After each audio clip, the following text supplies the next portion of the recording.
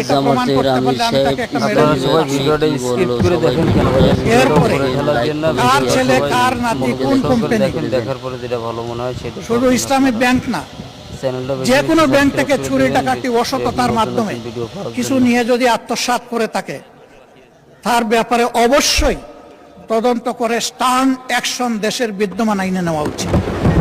তিনি যে সমস্ত অভিযোগ আনলেন যে কোনো একটা দলের দিকে ইঙ্গিত করে, একেবারে নাম বলে দিলেই পারতেন জামাত ইসলাম।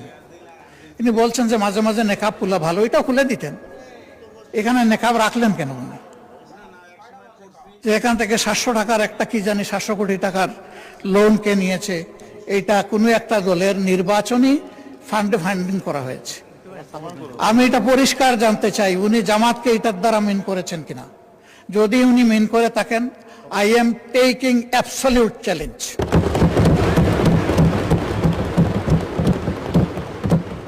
তিনি এটা প্রমাণ করতে পারলে আমি তাকে একটা মেডেল দিব পার্সোনালি।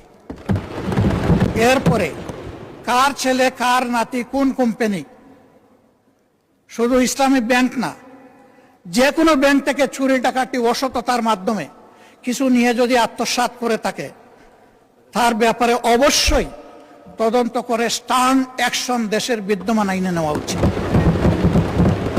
এটা আমি শফিকুর রহমান হলে আমাকেও যেন স্পেয়ার করা না হয়।